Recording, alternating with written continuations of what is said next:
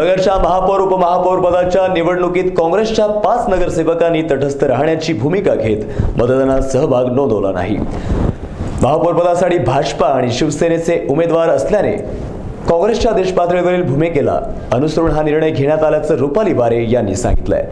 नगर महापालिकेच्या महापौर आणि उपमहापौर पदाच्या निवडणुकीत भाजपा आणि राष्ट्रवादीची आघाडी झाली तरी काँग्रेसने भाजपापासून अंतर राखलं आहे। काँग्रेसच्या 5 नगरसेवकांनी मतदानात भाग न घेता तटस्थ राहण्याची भूमिका घेतली आहे। महापौर पदासाठी मतदान होत असताना काँग्रेसचे सर्व 5ही नगरसेवक सभागृहाबाहेर आले। भाजपासारख्या जातीयवादी पक्षाला पाठिंबा देण्याचा प्रश्नच नसल्याची भूमिका नगरसेविका रुपाली वारे यांनी मांडली आहे। काँग्रेस हा आमचा राष्ट्रीय पक्ष आहे। कुठल्याही जातीयवादी पक्षाबरोबर आम्ही जाऊ शकत नाही, त्यामुळे आम्ही कुठले भाजप असो शिवसेनेचा कोणालाही पाठिंबा देऊ शकत नाही। पण आमचा काँग्रेस पक्षाचा असा निर्णय की आम्ही या निवडणुकीत तटस्थ राहणार। वारे यांनी उपमहापौर पदासाठी अर्ज दाखल केला होता, मात्र राष्ट्रवादीची साथ नसल्याने त्यांनी हा अर्ज माघारी घेतला। प्रतिनिधी यतीन कांबळे, महानगर न्यूज ब्युरो, अहमदनगर।